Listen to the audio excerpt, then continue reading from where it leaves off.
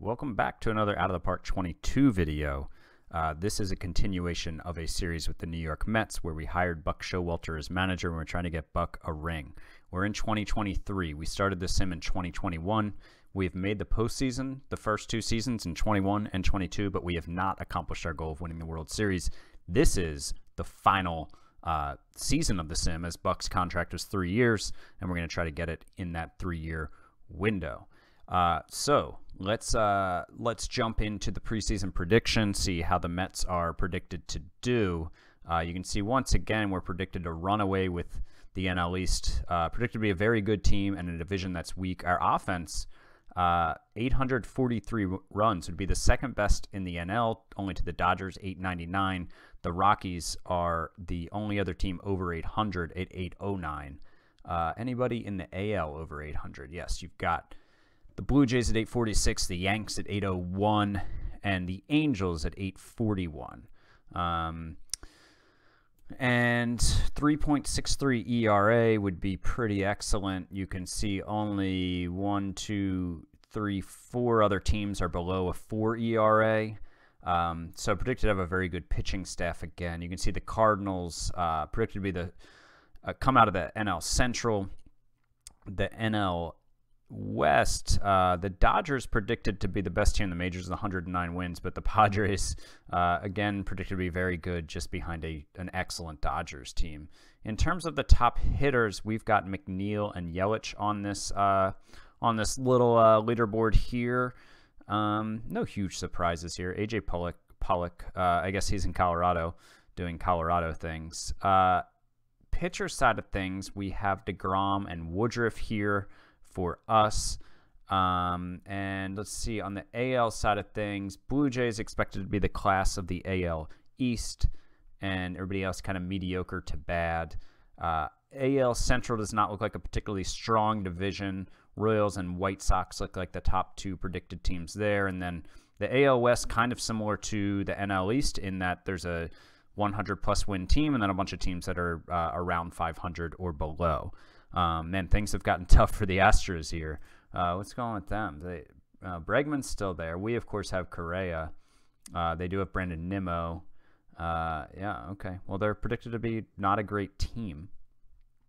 And let's go ahead and look at the Mets roster. If you watched the last episode, you know about a lot of the offseason moves that we made. But around the diamond, we've got Real Muto, Smith, Seeger at second, Correa, and then Lindor rounding out the infield at short. And then the outfield left to right, we've got Yelich, Robles, and McNeil. Pete Alonso as our everyday DH. Backups, we have Tucker Barnhart as our backup catcher. Welcome to New York, Tucker.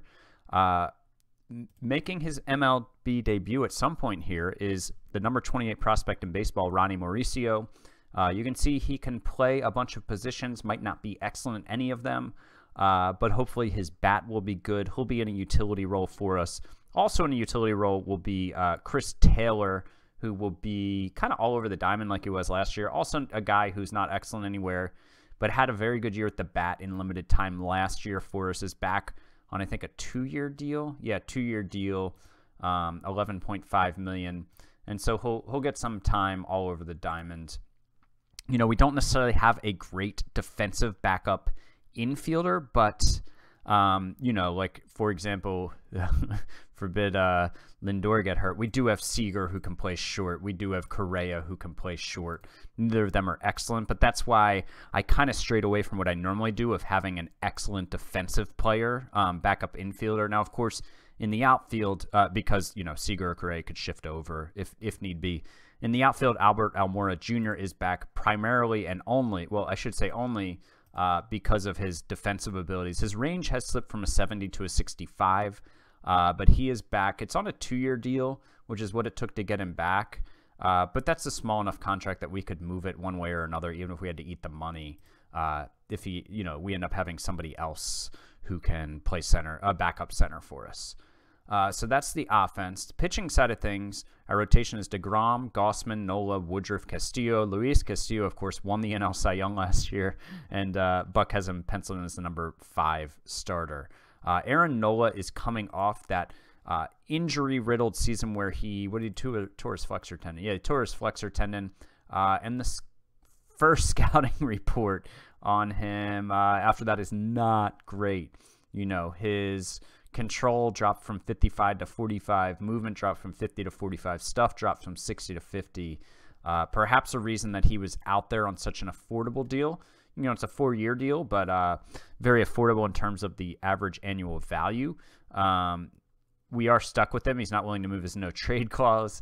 So hopefully this is just a thing where it's a temporary dip in his scouting report and he bounces back and out-pitches what is now looking like a pretty average pitcher with a couple above-average pitches. So hopefully he can get back on track.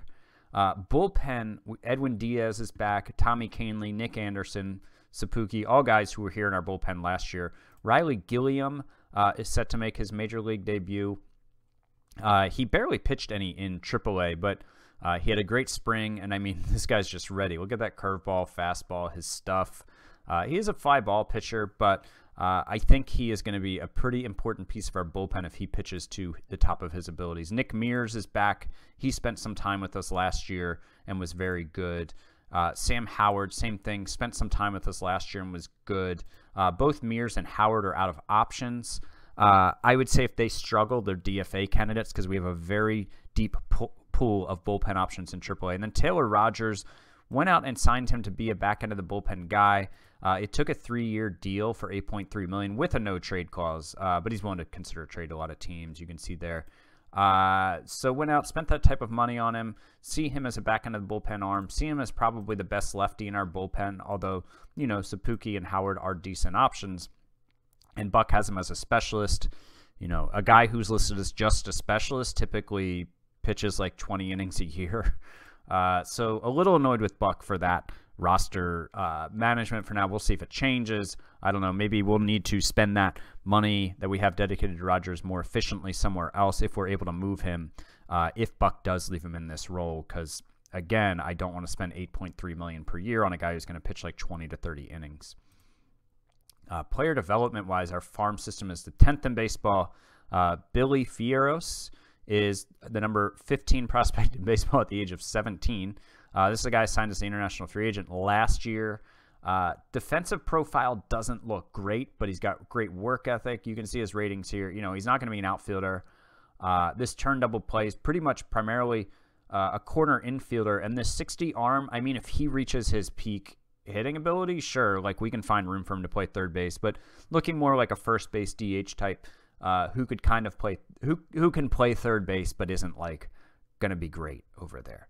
But if his bat is as good as it looks like it could possibly be, we're not too worried about his defense. His scouting, you know, it's everything's moved in the right direction since we signed him, but he's still so young. And then we've got Ronnie Mauricio that we talked about. Pete Crow Armstrong, last year was a bit of a lost year for Pete. In 2022, he only played in 4 games, and then in mid-April tore a back muscle and missed the rest of the season, and also had a setback during it. So he's still the number 74 prospect in baseball, even though he didn't really get time in high A. I do have him in double A this year, and hoping that he can continue to develop. I mean, the 75 outfield range, I think he's a major leaguer just based off of his glove at this point. His bat will determine just kind of what type of major leaguer he can become. Other top 100 guys, we also have Alex Mooney, who I drafted 10th overall in the 2021 draft, number 89 prospect in baseball.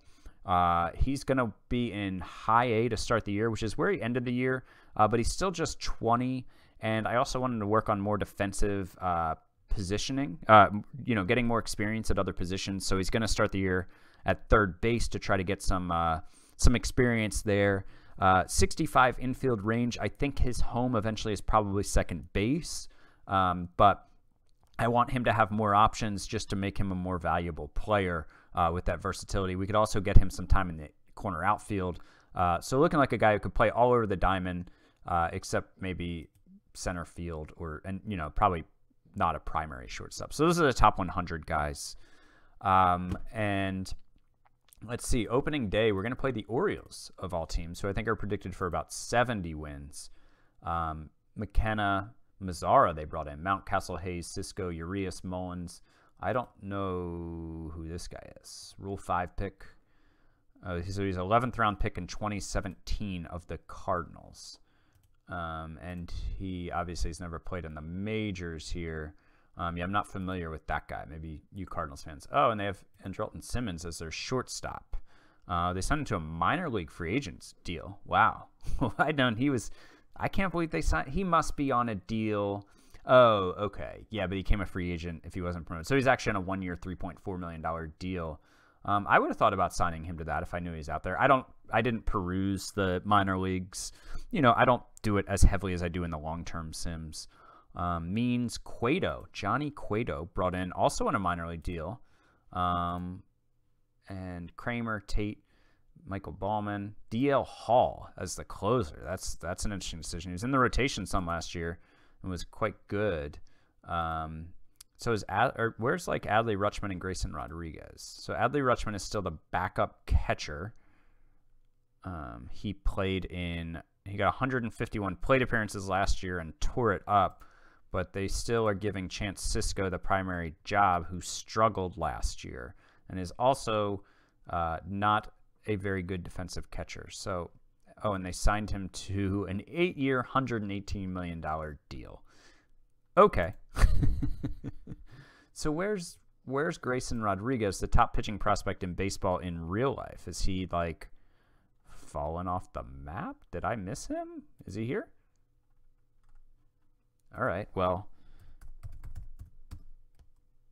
this is going to take some investigating. Oh, he tore his UCL. No. So he was in Double-A in 2021, then started 2022 in High-A, and then got called up to the majors. Looks like he was pitching out of the bullpen, not pitching very well, and then he tore his UCL. Oh, that's a bummer. So there's no one that I'm going to claim off of waivers. There were a couple guys I thought about, like adding for minor league depth, if I could then pass them through waivers. Ken Giles is still a free agent. So is Justin Verlander, former Met Verlander, but he still wants $20 million for 1 year. So we're not going to sign any of those guys on the waiver wire. Don't need to sign any pitchers. I have plenty of depth, which I can show you in a second. I did think about maybe claiming Jake Fraley as outfield depth in the minors and then trying to pass him through waivers myself. Actually, I am going to do that. I'm going to claim him and hope that I can sneak him down to AAA. He is out of options, but he would be a good guy to have down there if we have any injuries. Kind of looking at these guys for the same reason. Like a middle infield type guy would be nice to have. But I think I can probably wait this out and sign some guys who are free agents right now to minor league deals in a month or so. So Fraley, we put in the claim on him. And I will show you guys real quick just the depth that I was talking about at pitching that I feel like I have. Brett Conine is one guy we traded for way back in 2021. He's in AAA. Michael King is a guy who really is major league ready and has pitched for us, pitched 38 innings in 21, 24 innings in 22. And he's just done all he can at AAA, but I've just got a really deep pitching staff right now. But if there's an injury, he's one of the first guys up. Tyler Mcgill is a guy who hasn't made my team yet. Lots of teams are interested in him as a trade candidate. I've held on to him because of this slider, this stuff. I think he can be a guy who steps up if we have an injury in the rotation. Doval is a guy who my assistant GM has in Double-A. I think probably that control is concerning, but he does strike a lot of guys out. He hasn't pitched above High-A yet, but he is on the 40-man. And let's see, we have a couple other guys. Carlos Garcia is another guy who could potentially make some noise. And by make some noise, I just mean be a fill-in if we have injuries. We do have one injury. David Peterson is unfortunately out with a torn rotator cuff. He's out another 4 to 5 months, and you just never know how a rotator cuff is going to go. A guy who's been a big part of our team the last 2 years. He pitched 85 innings in 21, pitched 141 innings last year with 14 starts, and he was good both times. So disappointing that he's out. So let's go ahead. Let's do this. Let's just simulate opening day. I think everything's up to date. I think we can do this, see what the result is, and then I'll sim ahead some. We got to generate those KBO predictions. All right, so we won opening day. What happened here? Alonso went 3 for 3 with a home run and a double. He drove in 2 runs and scored once. Correa hit a run-scoring single to break the tie in the, what inning was this in? In the bottom of the 6th. Did Yelich get hurt? Or did he get thrown out of the game? Christian Yelich was injured while running the bases. Okay, it's only day-to-day. Knee tendonitis, moderate effect on running. He'll be okay. So Taylor came in for here. For some reason, Almora substituted for Alonso. Did he get hurt too? Why is Almora Jr. subbing in for Pete Alonso? Like what? Okay. I don't know. Almora substituted and then Mauricio substituted for him. That's certainly a decision that one can make. I am confused. Alonso hit a home run. He had a double. Like we talked about, Real Muto and McNeil had extra base hits. DeGrom went 6 1/3, struck out 8, gave up 3 runs. Nick Anderson and Edwin Diaz were the bullpen. So that's those are the 2023 Mets. I am going to sim ahead some here, jump ahead, and continue the episode a little further into the season. All right, we're now at July 11th. Things are moving along pretty well for us. We're 52-33, up 6.5 games on the Braves. We're the 4th best team in the majors. You got the Dodgers at 55 wins, the Padres at 54, 1 game back on a 10-game winning streak, and then the Red Sox at 53. Let's see, no NL leaders, batting leaders. For a while, Corey Seeger was up here on the batter WAR leaderboard, but I guess maybe he's fallen off. Brandon Woodruff, 2nd in ERA, 1st in wins. DeGrom leading the league in strikeouts. Diaz 1st in saves. Expanded standings wise, we are +2 our Pythagorean. We have a +71 run differential, which stacks up pretty well compared to the rest of the NL, except for the Dodgers and Padres, who are just absurdly good. +71 here. So, yeah, we're behind the same teams, Padres, Dodgers, and Red Sox. Pretty good, though. Let's go to the team info page, see how the team is doing overall. Runs scored were 8th, a little disappointing. We had a great May. We went 21-7, and then we're like 3 games over 500 since. The offense appears to be struggling a bit. Maybe we're not getting on base enough. 13th in base on balls. Home runs were tied for 5th. OPS were 7th, so certainly expected a better offense in this. ERA were 2nd, 1st in starter, 5th in bullpen. Defense is pretty good, around top 5 in the league. Let's sort by WRC plus to start. Yeah, Corey Seager, I think he must have had a really bad June, maybe? Because he was rocking like a 170-something OPS plus when I looked earlier. So, still at 143. It's not like he's performing badly by any means. Let's look at it here. I think we can see it. Yeah, WRC plus 116, 203, 115, and then 77 so far in July. So June and July hasn't been as hot. It was just absolutely absurdly good in May. But still leading our team, I think, in WAR too. Yeah, he's been our best player. Mauricio, really good off the bench. McNeil, solid season. Real Muto, solid season. Lindor is performing well, not quite at the MVP level that he had the past couple of years, where his WRC plus and OPS plus were much higher. Obviously on pace for a much lower WAR. Still a good season, but not the Lindorian type season we'd like to see. That BABIP is like 40 points below where it normally is. So, that's certainly one thing holding our offense back. Pete Alonso has been fine. 111 WRC plus, 119 OPS plus. There's a big difference here, like bigger difference between some of these WRC and OPS pluses. Alonso is Alonso. He's only on pace for 1.9 WAR, but that's because he's a DH. Certainly, I'd like to see an elite bat here rather than his, good, solidly above average good bat. But for a team with World Series aspirations, I just don't know if he's getting it done. Carlos Correa, he is at least providing defensive value for our team. He has not been the Carlos Correa that we'd like to see.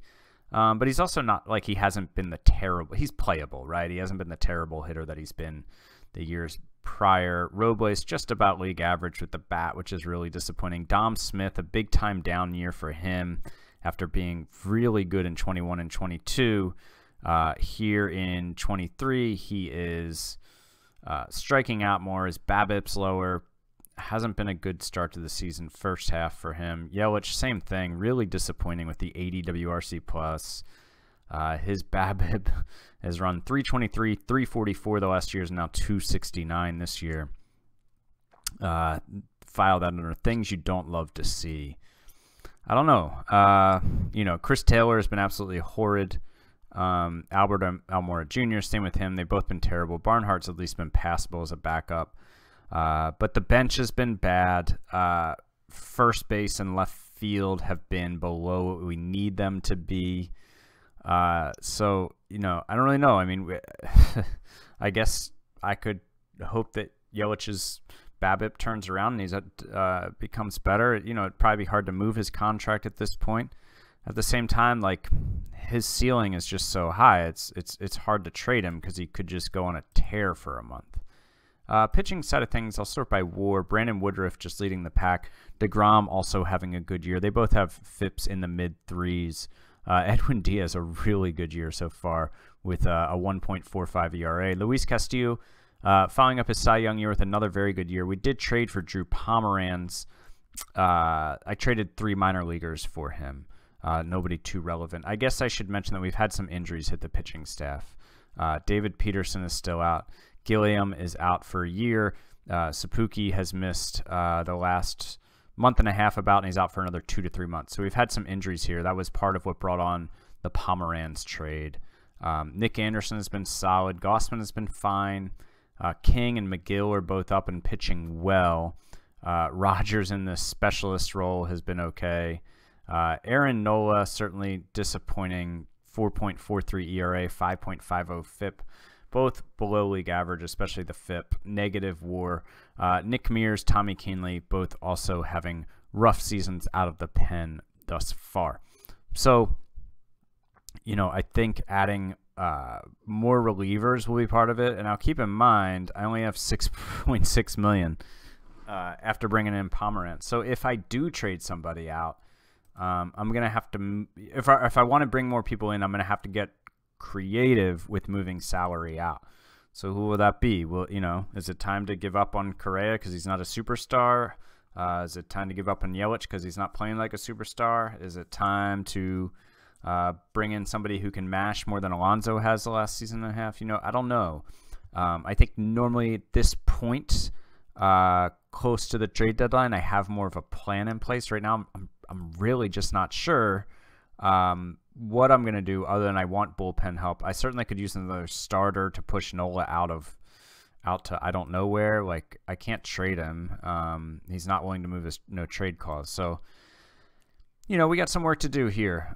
We've got about almost 3 weeks until the deadline. So I'm going to sim forward a little more. I'm going to keep an eye on the trade block. You know, maybe something will present itself based off of who's available for the trade block. But, you know, I could see just bringing in a couple of relievers. I could also see if I need to move some salary out to get creative, making a couple bigger moves, including moving off some big players off the Major League roster. So let's hop ahead a little further and see if I can kind of bring this plan into focus a little bit. All right, it's now July 24th. I've got a crazy trade possibly queued up. Remember I said I wasn't really sure what I was going to do, and I just kind of started messing around. And I don't know if I'm going to do this. I'm going to talk through it here. So I would be trading my starting third baseman, Carlos Correa, who is having his best year for us this year. And he's about league average according to OPS and a little above league average in WAR because he's a good third baseman. I hate giving up on somebody like Correa, but, man, it's been like over 2 seasons now. So I would also be shipping out Christian Yelich.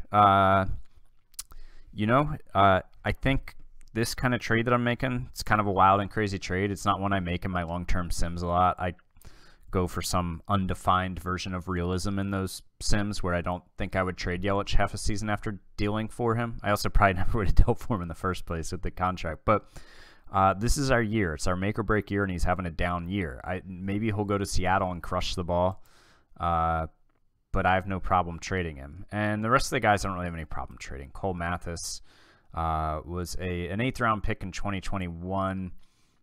Looks like a decent two-way player possibly, but nothing too special. Josada Brown, this is a guy whose catcher ability is going to keep him from being anything for me. Robbie Grossman I brought in as a minor league free agent, and he's performing well in AAA. I like having the depth because I don't have a lot of other options. I don't have a lot of good high minor league depth in terms of young players, so I like having a couple veterans there. So we'll be bringing in Mike Clevenger, who we didn't sign, remember, last offseason. He's out for the next 3 or 4 weeks with forearm inflammation, but like he's having a tremendous year, on pace for 5.4 R WAR. He's got a 3.17 ERA, 3.80 FIP. He'd be back by like mid-August. So to replace Yelich, we'd bring in Taylor Trammell, who is, developing nicely in Seattle. He's 25. He's a captain. He's got a 130 OPS plus this season, on pace for 6.2 WAR. He had a very good year last year, too. He is a little BABIP fueled here with a 372 BABIP, so if that comes down to, that's the thing about making this trade is like Yelich could end up having a better second half than Trammell, which is maybe why I don't always make these kind of trades when I'm a contender, because just, stick with the horses that you got. But I don't know. This is just kind of fun, man, to do it this way. And then Zach Birdie would help fortify our bullpen. He's got a very nice 1.69 ERA and a 2.07 FIP. He's striking out a ton of guys. He's not giving up home runs. I mean, this is an elite reliever. So what the hell am I going to do at third base after this? Man, I don't know. I am so over budget for next year that even if I can afford the player this year, it's basically making me over budget for next year, so I can't make a lot of trades. So I got, full disclosure, I obviously looked at bringing in Manny Machado. Not sure that's going to be able to happen. But, man, here's my plan. Like, let's see how – can we – let's eat way less of this. Oh, I didn't realize – oh, okay. Well, I didn't realize you were going to just allow me to get out from under the Yelich deal completely. Do you want to also eat some money here? It's every dollar would help here for us. Do you want to eat any money on? No? Okay. All right. So we would have $14 million.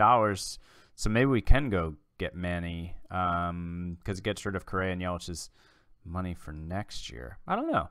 But this is just kind of fun. Is it making the team better? I'm not really sure. Is it fun? Yeah, it's definitely fun. But I am a little disappointed it didn't work out for Christian Yelich in New York. Let's pull the trigger on this trade right here, live, while we're doing it. What a crazy trade to make. All right, so the fans love that Trammell is here. So let's bring Birdie to the – well, we're going to – let me think about this. Birdie to the active roster, Trammell to the active roster, Clevenger to the 40-man, and the IL.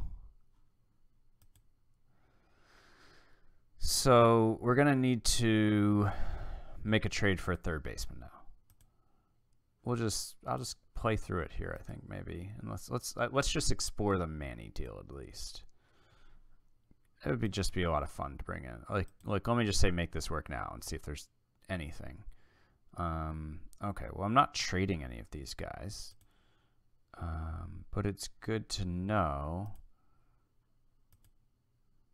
that, like, we might be able to do this. So this is just kind of the way I iterate on it once to get a guy I want. I mean, I'm going to have to give up some good prospects, I think. Like the Jordani Ventura is a good prospect for me. Offer isn't good enough, but he thinks we're close. Well, he thinks we're close until I pull Edwin Diaz out of the deal. So we got to keep pumping this up. I mean, David Peterson is coming off a major injury. What is it again? Yeah, torn rotator cuff. He's back in 3 weeks, but man, torn rotator cuffs scare me. Like, I'm definitely willing to deal him now.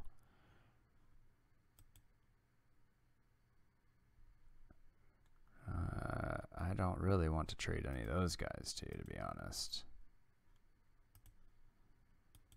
Let's see here. If we do this much.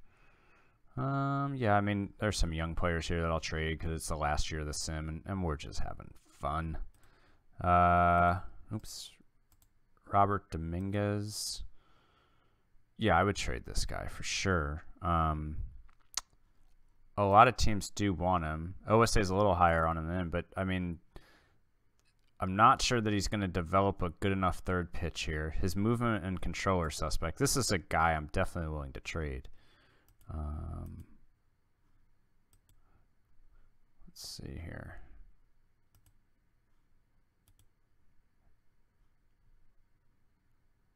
And they want another pretty good player, it looks like.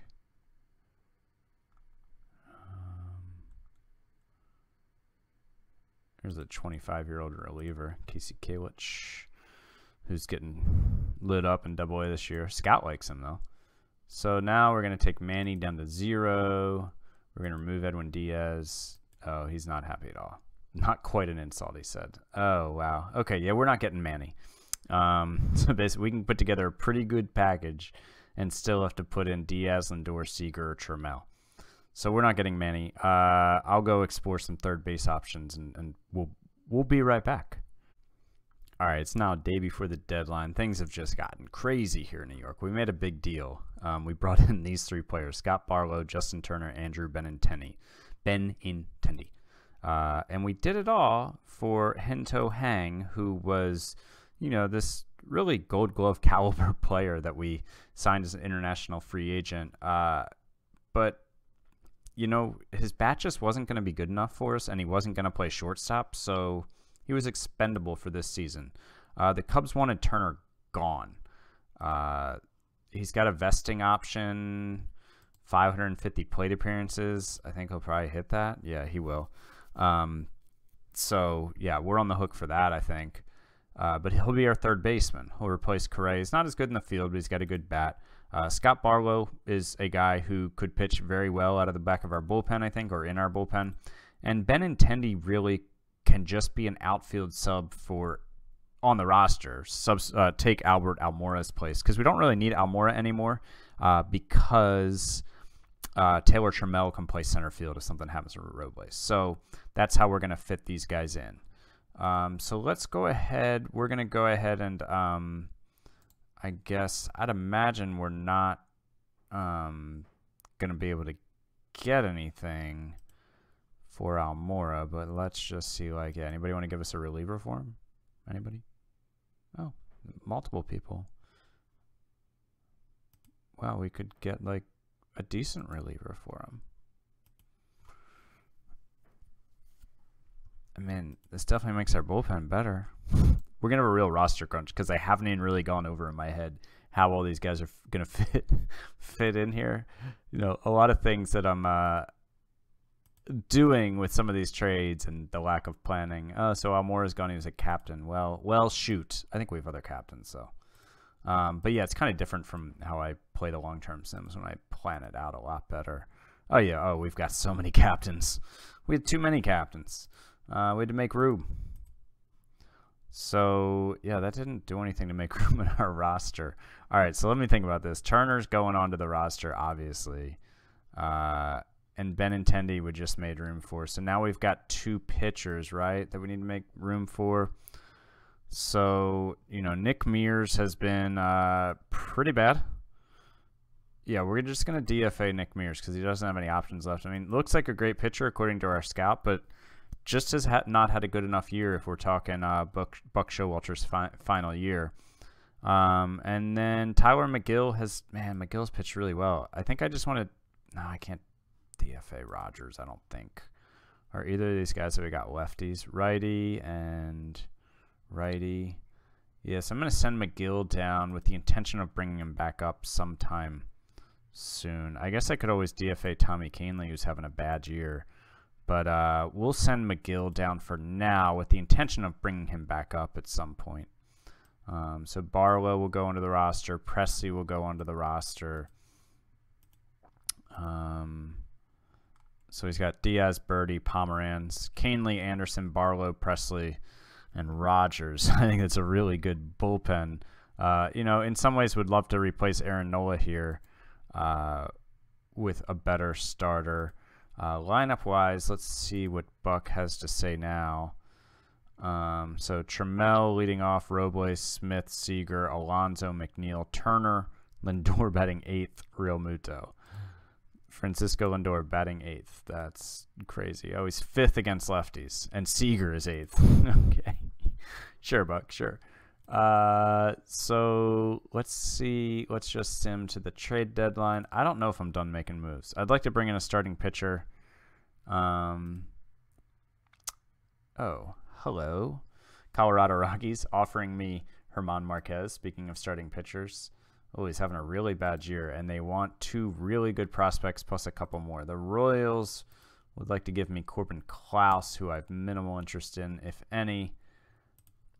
So, yeah, maybe I'll try to get a starting pitcher, but so we beat them 8-1 in our first game after the trade deadline. Lindor went yard. Any of our new guys pitched? Nola pitched 6 1/3 shutout innings. Presley pitched. Barlow pitched.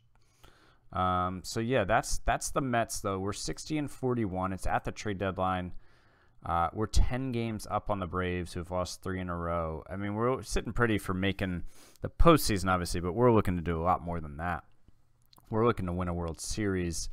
I'm not convinced that this is the team to do it, but I think it's a good team. I think it's a team that's good enough. But I might mess around some more. But next episode, we'll pick up with the rest of the season. And hopefully get to some of the postseason too. Thank you for watching. Talk to you guys next time.